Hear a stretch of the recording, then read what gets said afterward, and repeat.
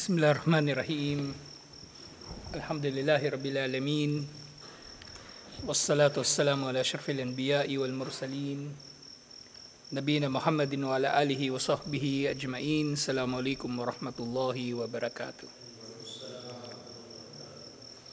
So gaya dakida insyaAllah, tinatalakay pa rin natin itong Kitabut Tauhid, alhamdulillah. So napakaganda itong aklat ni Sheikh Abdullah bin Jarillah rahimahullah, kasi i-present niya ang Kitabut Tauhid sa anyo ng question and answer. At kumbaga mas pinalawak pa niya yung mga usapin dito. As in, ano talaga to? Syarh o paliwanag ng Kitabut Tauhid. Ang Kitabut Tauhid kasi, kabilang ito doon sa mga matatawag nating mutun. Yung pinost ni Ismail doon sa sa GC. Yung mga mutun, yung mga pangunahing mga kaida, mga pangunahing aral sa relihiyon. Hindi lang ito mga aya at hadith, kundi kabilang rin dito itong mga prinsipyo ng Islam, alhamdulillah, sa akida, sa fiqh, sa muamala at iba pa. So dito sa chapter 21, Babu ma jaa annal guluwa fi kuburis salihin yasiruha awthanan tu'badu min dunillah. Ang kabanata tungkol sa mga batayan na ang pagmamalabis sa mga libingan ng mabubuting tao ay nagdudulot na ang libingan na ito mismo ay magiging rebulto o estatwa o Diyos-Diyosan na sinasamba liban pa kay Allah. So ang paggawa o ang pagmamalabis sa libingan ng mga mabubuting tao ay nagdudulot na ito ay magiging Diyos-Diyosan na katambal ni Allah. Hindi pa rito sinasabi yung pagsamba mismo doon sa nakalibing. Ang tinutukoy lang dito yung pagmamalabis sa libingan ng mabuting tao na namatay. At paano bang nagmamalabis ang tao sa libingan? Ginagawa nila ito ng building, ginagawa ng musoleo, tinatayuan ng lapida, ginagawa ng lapida, pinag-aalayan ng bulaklak, nilagyan pa ng ayah ng Quran yung mga lapida, at iba't ibang pagpapaganda. Baka may nagtitirik pa ng kandila doon. Katulad sa ginagawa ng kuffar sa kanilang libingan ng mga kilalang tao. So tinatayuan nila ng rebulto, maglalagay pa sila doon ng rebulto ng anghel, magbabantay daw doon sa patay. So mga gawain na mapagmalabis ang mga yaon in a relation sa mga patay. Yun ay mga pagmamalabis na lamang. Dahil nga unang-una, wala namang itinuro na ganito. Sa atin sa Islam, walang ganun. Kahit sa kuffar, walang sinabi sa Biblia na ganun ang gawin nila sa kanilang mga patay. Yung mga ganong mga tradisyon, muli, kinuha yun ng mga Katoliko at ultimately ng lahat ng mga iba't ibang sekta ng mga Kristiyano sa mga pagano. Ganun sila magmalabis, lalong-lalo na sa mga importanteng tao na namamatay. Mga emperador, mga hari, mga bayani. So ganun ginagawa nila. At kahit yung ordinaryong tao, gusto nila na mailibing sila sa isang magarbo na libingan. Yung ayaw daw nila na mailibing sa libingan ng pulubi, kumbaga. Ayaw nilang mailibing sa libingan ng pulubi. Di baling mamuhay na sila na pulubi, basta pag mamatay sila, bongga ang kanilang libingan. May kanta nun yung Eraserheads. I don't want to be buried in a poor man's grave. Yun yung, nakalimutan ko yung title, basta tungkol yun doon. So yun ay sentimento na laganap kahit sa iba. Na gusto nila bongga yung kanilang libingan. Siguro ganun talaga yung tao. Yung halimbawa, merong tao, di ba? Nung buhay yung tao, hindi naman niya yung pinapansin. Kahit kapatid pa niya, hindi niya yung pinapansin, naaway pa nga niya. Pero pag namatay na, todo iyak yun. Kung ano nung sasabihin, napakabuti, napakabait, sana hindi ka na muna nawala, sana nandito ka pa, gabayan mo kami kung ano nung sinasabi. Pagmamalabis, lahat yun. At yun nga, ugali ng mga pagano. Lahat ng mga, actually, tama, pwede natin sabihin lahat eh. Lahat ng paniniwala na meron yung mga Katoliko ngayon tsaka mga Kristiyano sa pangkalahatan, wala na halos bakas ng mensahe ni Isa alayhis salam. Lahat yun bakas ng mga pagano. Lahat yun bakas ng mga pagano. Ultimo architecture nila, kung paano nila tinatayo yung kanilang mga simbahan, kung paano itinayo yung mga templo ng mga pagano, ng mga Griego, ng mga Romano, ganun din. Ganun na ganun. Bawa yung mga templo ng mga Griego at mga Romano noon, punong-puno ng rebulto yun. Punong-puno ng mga rebulto. So ganun din ginawa ng mga Katoliko. Punong-puno ng rebulto yung kanilang mga simbahan, yung kanilang mga templo. So sa isang hadith, iniulat ni Imam Malik, rahimahullah, sa kanyang Muwatta, yung pangalan ng kanyang libro. Sinabi ni Propeta Muhammad sallallahu alaihi wasallam, Allahumma la taj'al qabri wathanan yu'bad. O Allah, huwag mo nawang dulutin ng aking libingan ay magiging rebulto na sinasamba. Rebulto na sinasamba. So ito na yung sinasabi ko, yung sanam tsaka watan. Parehong salita na tumutukoy sa, kumbaga, rebulto. Pero pinagkaiba nilang dalawa, yung watan mas malawak na terminolohiya kasi maaring merong watan na hindi anyong tao o hindi anyo ng bagay na may buhay. Pero pag sinabing sanam, yun yung bagay na nasa anyong tao. Sinahubal, yung mga rebulto ni na Mama Mary, ni Jesus at iba't iba pa, yan yung mga sanam. Pero sila sa kabuuan ay watan kasi pwedeng ang bagay na sinasamba ng tao wala sa anyo ng tao. Ito na nga, libingan. Wala namang anyo ng tao yung libingan, pero yung sinasamba nila. Saan yung puno? Anong tawag doon sa puno, Ismael? Yung puno doon sa sa Maguindanao, yung nilagyan nilang pera. Ha? Tampat. Hindi naman uuhugis tao yun. Pero sinasamba nila yun, liban pa kay Allah. Tapos doon naman sa Tawi-Tawi, yung meron lumang poste doon, poste ng kauna-unahang masjid ni Sharif Makdum, yung hinahaplos-haplos ng mga tao. Watan din yun. Kahit pa sabihin nila na hindi naman sila nagsusujud doon sa kahoy na poste. The fact na kumukuha sila doon, naghahangad sila doon ng baraka, yun ay shirk na. Ito nga ang problema, kasi mababaw yung pag-unawa ng tao sa shirk. Ang akala nila, ang shirk, yung magdadasal ka doon. Pero hindi nila alam, yung paghiling mo doon ng baraka, technically pagdarasal din eh. Kasi may hinihiling ka doon sa bato o doon sa poste na biyaya. Kaya dapat malinaw sa tao ang kahulugan ng shirk. Malinaw sa tao ang kahulugan ng tauhid, nang sa gayon ay hindi siya, kumbaga, malilin lang sa mga bagay na ito. Kasi maaring yung bagay na yun, mamaliitin nila, inisip nila, wala namang mawawala kung hihimas siya dun sa poste. O wala namang mawawala kung maglalagay siya ng pera dun sa tampat. O ano pa mang bagay na pinaniniwalaan nila. Pero hindi nila alam, nakakagawa na pala sila ng shirk. At hindi applicable dito yung pagkakapaumanhin sa kanila dahil sa kamangmangan.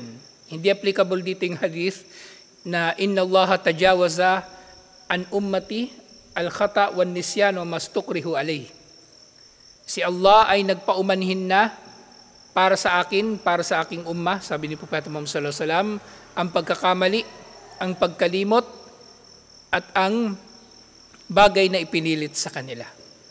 So yung mga sumasamba doon sa tampat o sumasamba kumukuha ng baraka doon sa poste, hindi nila pwedeng kakatwiran na hindi nila alam, kaya nila ginagawa yun.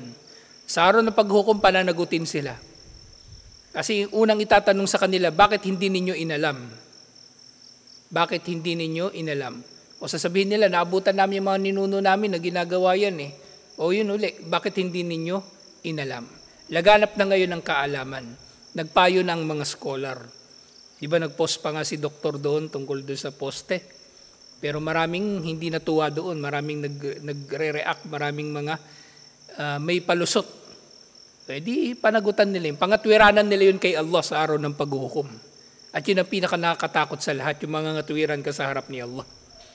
Yung i-justify mo bakit ka nag-shirk, i-justify mo bakit ka gumawa ng kasalanan, i-justify mo bakit hindi ka natutulog sa gabi kaya sa araw antukin ka. Mahirap ipaliwanag yun kay Allah. O kaya yung tao hindi naman gusto mag-Muslim pero nilinlang mo na mag-shahada, paano mo papaliwanag yun kay Allah? So dapat yung tao, alam niya yung inaalam niya kung ano yung tama at mali. Hindi pwedeng hindi applicable doon yung khata. Ibig sabihin khata na kasama dito yung hindi mo alam o kamangmangan o kakulangan ng kaalaman. Hindi applicable yun dito. Si Propeta Muhammad sallallahu alaihi wasallam mismo ang nagsabi, Allahumma la taj'al qabri wathanan yu'bad. Actually, sa kahulugan nito, hindi lang nga ito yung pagdarasal doon sa libingan ni Propeta Muhammad sallallahu alaihi wasallam o kaya pagkuha ng barakah doon sa libingan ni Propeta Muhammad sallallahu alaihi wasallam. Ang ibada kasi maraming iba-iba itong anyo. Maraming iba-ibang anyo. Halimbawa, sa mga ibada, di ba? May ibada na ginagawa ng ating mga puso, yung amalul kulub, tawakkul, takwa, ikhlas, lahat yun ay nasa puso. Paano yung pag iniugnay mo yun sa libingan ni Propeta Muhammad sallallahu alaihi wasallam? Kahit hindi kay Propeta Muhammad sallallahu alaihi wasallam mismo, sa libingan lang, o sa poste, o sa puno, shirk pa rin. Shirk pa rin. O tapos merong di ba? Merong pagsamba na ginagawa ng dila, mga dhikr. Yung nasyid, na sikat na nasyid, yung yatay ba? Sikat yun eh. Actually, hindi maganda yung kahulugan, may mga hindi magandang kahulugan na sinasabi doon. So meron doong parte na nagsasabi na yung Tayba, yung Madina, ito raw ay nagdudulot ng kabutihan.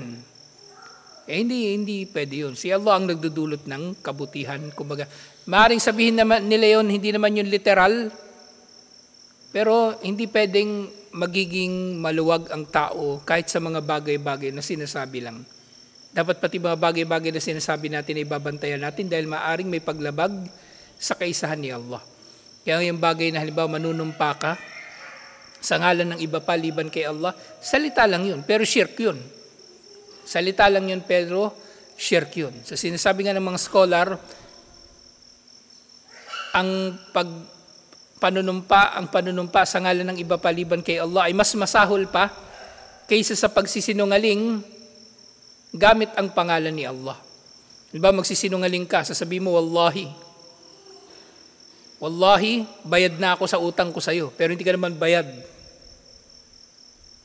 Yung ganong kasalanan, mas masahol pa rin doon yung manunumpa ka sa ngalan ng iba paliban kay Allah. Mas masahol pa yun. Kasi yun kasalanan, kabira, malaking kasalanan, pero yung isa shirk. Kahit pa maliit na shirk yung half bigayrillah, panunumpa sa ngalan ng iba paliban kay Allah, yun ay shirk pa rin. At hindi pwedeng mamaliitin ng tao ang shirkun asgar. Shirk pa rin yun. Kapag namatay ka, na ikaw ay nagpapakitang tao, namatay ka na nagsishirk. Namatay ka na nagsishirk. At meron pang pananaw yung ibang mga scholar na maaring yung tao na yun na nagsishirk sa maliit na shirk, mushrik nga talaga. Maaring mushrik nga talaga kasi lahat ng shirkun asgar ay pinto patungo sa shirkun akbar. Lahat. Ang shirkun asgar ng riya, maaring mauwi sa nifaq, pagpapanggap na Muslim. Ang panunumpa sa ngalan ng iba pa, liban kay Allah, maaring mauwi doon sa pananalig mo, doon sa iba pa, liban kay Allah, kaya doon ka nanunumpa sa ngalan ng bagay na yun. At iba pang mga katulad nito. Huwag dulutin ni Allah ng kanyang libingan, sabi ni Propeta Muhammad sallallahu alaihi wasallam, ay magiging rebulto na sinasamba. Ibig sabihin, itutuon dito ang kahit anumang uri ng pagsamba, malaki man o maliit. Malaki man o maliit, kahit katiting lang na pagkiling dito na ginagawa ito o tinutuon dito ang anumang pagsamba, yun ay hiniling o dinalangin ng Propeta Muhammad sallallahu alaihi wasallam na huwag nawa mangyari. Pero may gumagawa pa rin. May gumagawa pa rin. Hanggang ngayon, mayroong mga naghahangad ng barakah sa libingan ni Propeta Muhammad sallallahu alaihi wasallam. Ibig sabihin ba, hindi natupad ang dua ni Propeta Muhammad sallallahu alaihi wasallam? Hindi rin. Kasi nananatili na mayroong mga Muslim na naguutos ng kabutihan at nagbabawal sa kasamaan ng pagkuha sa libingan ni Propeta Muhammad sallallahu alaihi wasallam bilang rebulto na katambal ni Allah subhanahu wa ta'ala. So, pinangangalagaan pa rin ni Allah, kumbaga, na matupad ang dua ni Propeta Muhammad sallallahu alaihi wasallam sa panahon natin ngayon. At karugtong sinabi ni Propeta Muhammad sallallahu alaihi wasallam, ishtadda gadaballahi ala qaumi ittakhadu qubura anbiya'ihim masajid. Tumindi o naging mas malupit ang galit ni Allah subhanahu wa ta'ala sa mga tao na kinuha nila ang mga libingan ng kanilang mga propeta bilang mga lugar ng pagsamba. Bilang mga lugar ng pagsamba. Ngayong nakikilala natin ito sa mga Kristiyano, sa mga Katoliko, at iba pa, na itinuturing nila o nagtatayo sila ng simbahan kung saan mayroong santo na namatay o propeta na inaakala nila na doon nakalibing. So, ginagawa nila yun na simbahan. Kaya nga, ang marami sa mga malalaking mga simbahan ngayon, meron doon mga nakalibing na mga relic o mga bahagi ng katawan ng sino mang santo na kanilang kinikilala o pinahalagahan. Minsan kahit hindi santo, nandun nakalibing sa kanilang mga simbahan. Pero siyempre, hindi naman lahat ng simbahan merong nakalibing doon. Pero marami sa mga malalaking simbahan ay merong mga nakalibing doon. Yung katulad na banggit ko nakaraan, yung San Agustin Church sa Intramuros, marami doon mga nakalibing na mga Kastila. Simunod na usapin, malladhi yadullu alayhi hadal hadith. Ano kaya yung tinutukoy sa hadith na ito? Wahal istajab Allahu du'a nabiyihi amla. Wa ma hiya al-awthan. So dito mga karagdagang panlilinaw, ano ang tinutukoy sa hadith na ito? At tinugon ba ni Allah ang dua na ito o hindi? So maganda tanong ito kasi hanggang ngayon may nagsishirk eh. So ibig sabihin ba nun hindi natupad yung dua ni Propeta Muhammad sallallahu alaihi wasallam, hindi tinugon ni Allah? At yung tinutukoy na awthan. So dito, ang hadith na ito, anna Nabi sallallahu alaihi wasallam khafa an yaqa'a min ummatihi ma waqa'a li ghayrihim min al-umam as-sabiqah fataj'alu qabrahu wathanan yu'badu min dunillah. Kinatakutan ni Propeta Muhammad sallallahu alaihi wasallam na mangyayari sa kanyang umma ang nangyari sa mga naunang mga umma. Na ginawa nila ang mga libingan ng kanilang mga santo o kanilang mga propeta na mga rebulto na katambal, sinasamba bilang mga katambal ni Allah subhanahu wa ta'ala. At gayon din, malinaw sa hadith na ito, tahrimul bina'i alal kuburi was salati endaha wa anna dhalika minal kabair. Ang pagbabawal sa pagtatayo ng mga gusali sa mga libingan at ang pagsasagawa rito ng sala. At syempre yung sala dito, maaring mapapaloob na rin dito, hindi lang yung sala na mayroong sujud, na mayroong ruku, pati yung dua. So ito ay kabilang sa malalaking mga kasalanan. Kabilang sa malalaking mga kasalanan. So ngayon din aral mula sa hadith na ito, isbatu sifatil gadab, isbatu sifatil gadabi lillah ala ma yaliku bijalalihi. So dito sa hadith na ito, yung iniulat ni Imam Ahmad na pagtibay ang katangian ni Allah na siya nga ay nagagalit. So nagagalit din si Allah. Pero syempre ang galit na ito ni Allah ay hindi katulad ng galit ng tao o sino man sa mga nilikha. Ang galit na ito ni Allah ay yaliku bijalalihi. Ganito natin uunawain ang mga pangalan at katangian ni Allah. Lahat ng ito ay naayon sa kanyang karangalan. Maring ito ay katangian na may hawig o pagkakatulad sa katangian ng tao. Yung tao nagagalit din, di ba? Yung pusa nagagalit din. Pero siyempre iba yung galit ni Allah. At ang galit niya ay naayon sa kanyang jalal sa kanyang karangalan. Dahil ang galit ni Allah ay perpekto. Bawo yung tao pag nagalit, maaring nagiging hindi siya makatarungan kapag nagagalit siya. Kapag nagagalit siya, maaring magmumura siya, maaring papatay siya, maaring mananakit siya.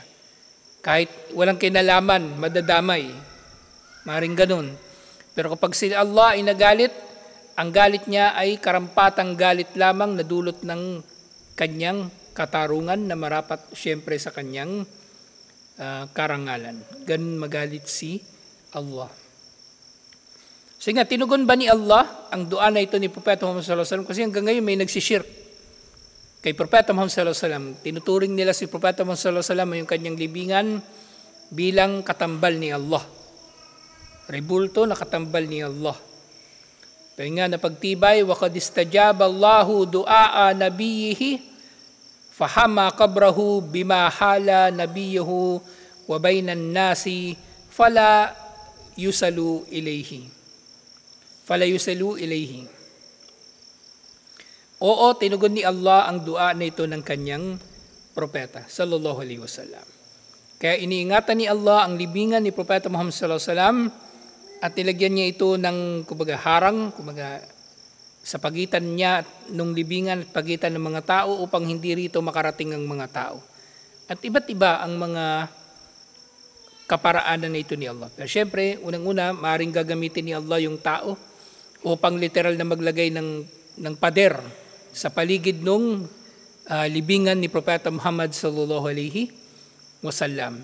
Syempre, iba't iba pang mga kaparaanan na pinangangalagaan ni Allah yung libingan ni Propeta Muhammad sallallahu alaihi wasallam. Hindi lang sa mga gustong mag-shirk, pati sa mga gustong lumapastangan sa libingan ni Propeta Muhammad sallallahu alaihi wasallam. Kasi ilang ulit nang na balita na merong naghangad na hukayin ang libingan ni Propeta Muhammad sallallahu alaihi wasallam. Meron pa naghukay ng tunnel mula sa malayo para marating yung libingan ni Propeta Muhammad sallallahu alaihi wasallam. Ang naalala ko nabanggit nun, mga Shia pa yun. Gusto nilang hukayin yung libingan ni Propeta Muhammad sallallahu alaihi wasallam, pero hindi sila nagtagumpay, alhamdulillah. At yung wathan, wal awthanu jam'u wathanin wa huwa ma qasada binaw'i min anwa'il ibadati li ghairillah. So ito na yung sinasabi ko, yung pinagkaiba ng wathan at ng sanam. Yung wathan, anumang itinuturing na kumbaga karapat dapat sa pagsamba liban pa kay Allah. So yun ay wathan. Pero sinasabi ng mga scholar, kung ito ay nasa anyong tao o at anyong hayop, ibig sabihin may tsura na bagay na may buhay, ito ay maaari ng tawagin na sanam, pero mas malawak yung salitang wathan. Kaya ngayon mga pagano, ang Arabic ng pagano, di ba yung pagano, yung hindi Katoliko, hindi Kristiyano, hindi Muslim, hindi Hudyo, as in wala sila sa mga relihiyon na ito, halimbawa mga Buddhist, Hindu. Ang Arabic ng paganism, wathaniya. Wathaniya, pagsamba sa mga wathan, sa awthan, sa mga bagay-bagay na sinasamba ng mga tao o kaya tinuturing ng mga tao sa espesyal na pagturing ng kanilang pagturing na ito ay sa layunin na gawin itong karapat-dapat sa pagsamba bilang mga katambal ni Allah. Ito yung awthan na tinutukoy dito. So merong aya, sinabi ni Allah, afara'aytumul lata wal uzza? Nakikita ba ninyo ang sinasamba ng mga tao na sina Allat at Al-Uzza, na dalawa sa mga pangunahing mga Diyos ng Quraysh at ng iba pang mga Arabo. So itong sina Allat at Al-Uzza, so sinasabi na talakay na natin ito, di ba, dun sa sa Sirah. Talakay na natin ito na merong mga tribo ng mga Arabo na ginawa nilang patron, sina Allat at Al-Uzza. Kung sa Quraysh, si Hubal ang pangunahin nilang Diyos-Diyosan. Sa Taif, si Allat. O baligtad, si Al-Uzza, hindi ko maalala. Basta isa sa dalawa na yun. Basta bawat isa sa mga tatlong pangunahin na Diyos-Diyosan na ito ng mga Arabo. Mayroong mga bayan na tumuturing sa kanila bilang mga, kumbaga, patron nila na mga Diyos-Diyosan. So si Allat, ito may karagdagang detalye dito. Actually, itong libro na to, natuklasan ko ito nung yung, alam mo yung care center sa Riyadh. Si Marasigan. Pinatranslate nila sa akin to. Care Center for New Muslims. Kay Sheikh Hamud din. Pinatranslate nila sa akin to libro, pero hindi buo. Yung ilang chapter lang, ilang bahagi lang. Nagandahan ako. Naisip ko nung tinatalakay na natin yung akida ni Sheikh Omar Al-Ashkar, isingit natin to kasi parang mas nagandahan ako dito kaysa doon sa libro niya. Hindi ko sinasabi pangit yung libro ni Sheikh Omar Al-Ashkar, pero mas sanay ako sa ganitong presentation ng akida kasi ganito naman namin to pinag-aralan. Sa anyo ng tanong at sagot. Kasi doon sa Riyadh, maraming mga scholar rin nagle-lecture sa iba't ibang mga masjid, alhamdulillah. So, merong iba sa kanila kapag nag-lecture, tatanungin ka nila, tuturo ka nila, ikaw, ano sa palagay mo? Magugulat ka na lang, yung antok mo, mawawala eh. Tama ba yung sinabi ko? Mapapasagot ka talaga kasi nakahiya. Kung hindi ka makakasagot, ibig sabihin hindi ka nakikinig. Tulog ka.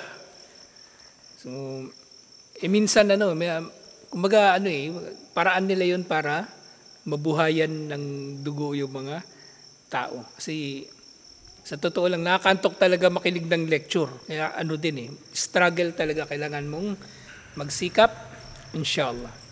So itong dalawa na ito, sina Allat al-Uzza, si Allat, rajulun saleh, kana yalitu as-suwayk lil hajj, famata faakafu ala qabrihi. So si Allat ay isang mabuting tao na nabuhay nung unang panahon. Na siya ay namimigay daw dung sawik, hindi pala sawik, sawik. Siya ay namimigay nung sawik, isang uri ng pagkain na pinimimigay niya sa mga hujjaj. At nang siya ay namatay, na tumatambay na yung mga tao sa kanyang libingan. Dahil sa pagmamahal sa kanya, katulad ng nangyari doon sa nasyon ni Nuh alayhis salam. At yung sawik, dakiku alhanata aw syair walattuhu ballahu bis sumun awil ma. So yung sawik, ito raw ay yung pinagalo-halo na powder na trigo at hinaluan ito ng taba ng karne, kumbaga, at tubig. Parang ito eh.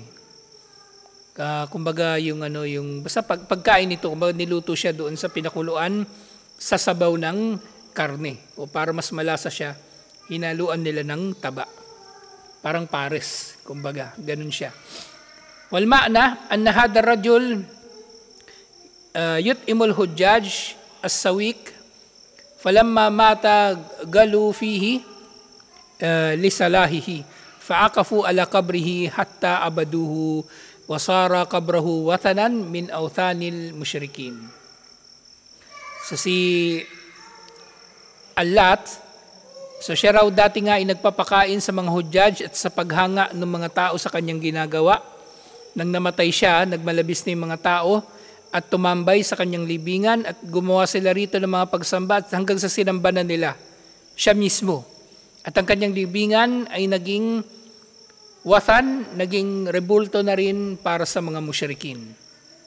At minsan kahit wala sila doon sa direktang rebulto na yon, gagawa sila ng imahe, tatawagin nilang imahe ni Allat.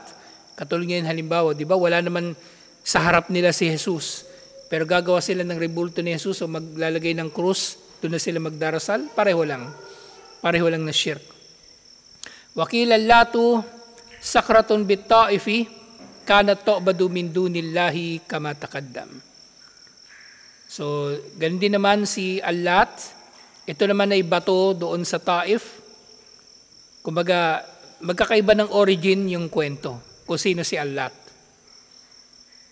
Pero maaring kumbaga sari-sariling version na lang ito ng alamat ng mga tao. Ang mga taga Quraysh, yung Allat na nakikilala nila, Allat na nagpapakain ng tao. Pero sa Taif, yung Allat na nakikilala nila, bato na sinasamba nila liban pa kay Allah. Katulad ng nauna nang nabanggit doon sa mga nauna pang mga chapter, nabanggit din sina Allat at Al-Uzza. Si Al-Uzza, syajaratun biwadi nakla bayna Makkah wa Taif. So yung si Al-Uzza naman, hindi siya tao, puno. Sa pagitan ng Wadi Nakla, pangalan ng lugar, sa pagitan ng Makkah at ng Taif. So yun nga, ang shirk ay maaring mangyayari na ang tao ay sasamba sa iba paliban kay Allah, sa tao, sa hayop, o dito sa pagkakataong ito sa puno. Sa puno. Kanat al-Arab fi jahiliyatiha yuaddimunaha wa yaftakhiruna biha. Ang mga Arabo daw nung panahon ng Jahiliya, bago pa naging propeta si Propeta Muhammad sallallahu alaihi wasallam, dinadakilan nila ito at ipinagmamalaki nila ang puno na ito. Hindi na nabanggit ko anong klaseng puno ito. Falamma dahar al-Islam, kutiat tilkas syajara wa uzilat hiya wa ghayraha mimma kana yu'badu min dunillah. Pero nang lumaganap ng Islam, ipinaputol ni Propeta Muhammad sallallahu alaihi wasallam ang puno na ito, tinanggal ang iba pang mga sinasamba liban pa kay Allah subhanahu wa ta'ala. At panghuli ngayong gabi, so yung kinalaman ng aya na ito doon sa hadith, ano nga palang aya yun? Hindi ko pala nabanggit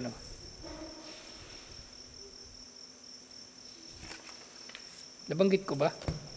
Hindi. Kung saang aya yun? So number 51. Ito lang mahirap sa libro na ito, yung end notes nasa dulo yung... So ito yung nasa Suratun Najm, verse 19. Suratun Najm, verse 19. Afara'aytumul Lata wal Uzza. So yun nga yan. Sa panghuli, yung kinalaman daw ng aya na ito sa chapter, anna ta'dim ar-rijali salihin wal guluwo fi kuburihim wal uqufu alayha yuaddi ila syirki al-munafi lit-tauhid. Nang pagdakila sa mga mabubuting tao at ang pagmamalabis sa kanilang mga libingan at ang pagtambay dito, yung ukuf, tinatranslate ko na lang bilang pagtambay kasi maaring yung tao walang ginagawa. Nandun lang siya nakatambay, nakaupo sa paligid ng libingan, hindi naman siya nagdudua, hindi siya nagbabasa ng Quran. Yun palang bawal na. Yun palang ay bawal na.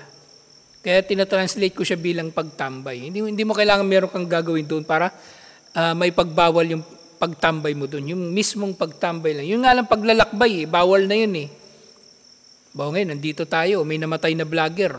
Inilibing sa sementeryo na yun, maglalakbay tayo. Gagastos tayo ng ticket sa bus. Mag-hotel tayo para lang dalawin yung libingan ni Ahmad Dabir. O di papunta na rin yun doon. Kasama yun sa pagbabawal. Yung ukuf, kaya tinatranslate ko siya bilang pagtambay. Kasi yun palang haram na. Paano pa kaya kung nagdudua ka na doon? Nagsala ka pa. Hindi naman janasa yung sala mo, kundi talaga.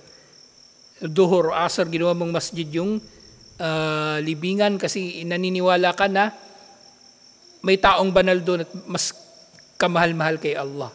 So lahat ng ito ay nagdudulot ng shirk. O kaya ay nagtutulak sa tao patungo sa shirk na tumataliwas sa tauhid wal iyadu billah. So lahat ng ito, mga bagay-bagay na kumbaga sa akida, sa aralin natin ay basic nga ito dapat Pero nga nalilingid ang kaalaman na ito sa marami sa mga tao dahil sa kanilang pagtalikod sa pag-aaral. Baka nga marami sa mga mangangaral ng Islam, hindi nila alam ito. Kasi alam na nila magpasyahada. Alam lang nila kung ano lang ng mga nakagawian nila. Pero ganito dapat tayo mag-aral.